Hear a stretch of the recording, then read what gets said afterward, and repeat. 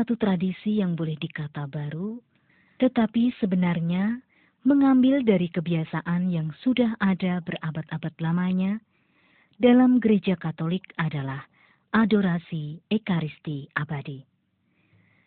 Nama yang mentereng ini sebenarnya pelaksanaan praktisnya sangat sederhana.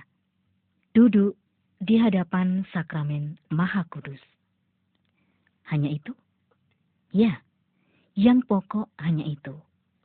Tetapi sekali lagi, itu pelaksanaan praktisnya. Kalau begitu, apa semangat yang mendasari praktek itu?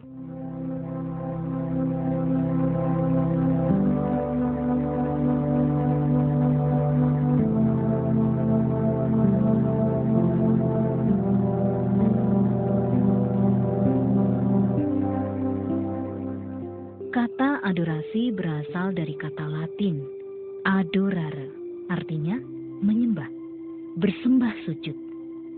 Sedangkan kata adoratio, yang dalam bahasa Yunani, latria, berarti sembah sujud, suatu penyembahan manusia yang ditujukan secara khusus kepada Allah yang kudus.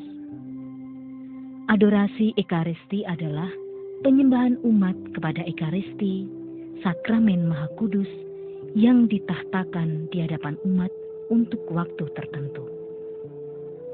Selama adorasi, diharuskan selalu ada umat yang berdoa, berjaga.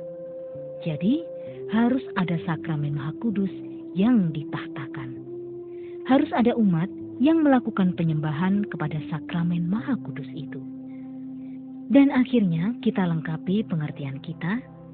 Adorasi Ekaristi abadi adalah penyembahan umat kepada Ekaristi, sakramen Maha Kudus yang ditahtakan di hadapan umat sepanjang waktu 24 jam sehari, 7 hari seminggu. Selama adorasi diharuskan selalu ada umat yang berdoa, berjaga. Dikatakan abadi karena penyembahan itu terlaksana terus-menerus tanpa terputus. Tentu saja tidak hanya dilakukan oleh satu orang saja. Umat bergantian melakukan penyembahan itu sehingga penyembahannya tak pernah terhenti.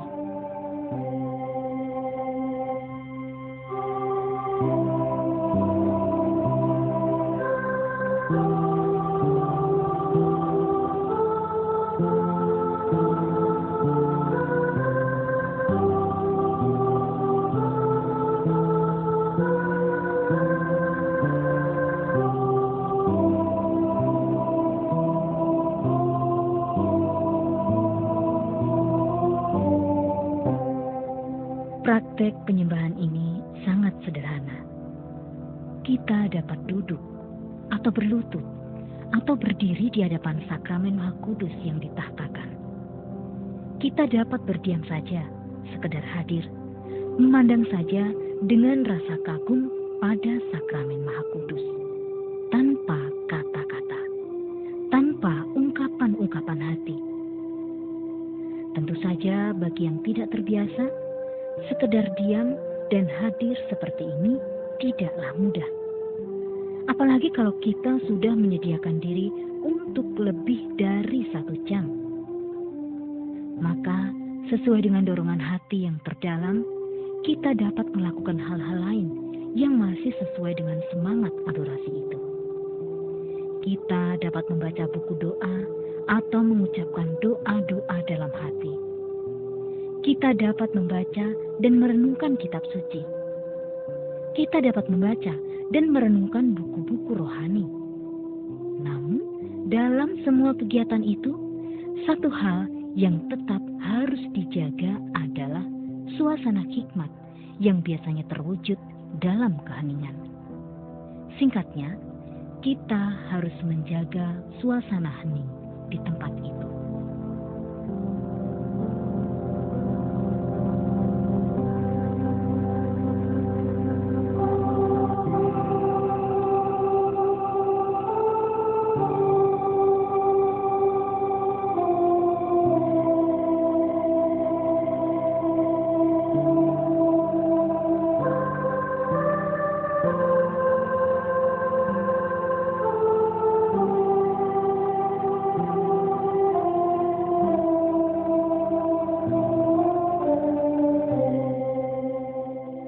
Bagaimana para pemimpin gereja menanggapi gerakan adorasi Ekaristi Abadi ini? Almarhum Paus Yohanes Paulus II pada tanggal 2 Desember 1981 mengawali adorasi Ekaristi Abadi di Kapel Basilika Santo Petrus Roma dan berharap agar di setiap paroki diadakan adorasi Ekaristi Abadi. Harapan tersebut dinyatakan lagi dalam Kongres Internasional Ekaristi ke-45 di Sevilla, Spanyol, Juni 1993. Saya berharap bahwa bentuk adorasi abadi dengan pentahtaan tetap sakramen Maha Kudus dapat berlanjut di kemudian hari. Saya berharap bahwa buah dari kongres ini menghasilkan pengadaan adorasi Ekaristi Abadi di semua paroki dan komunitas Kristiani sampai ke seluruh dunia.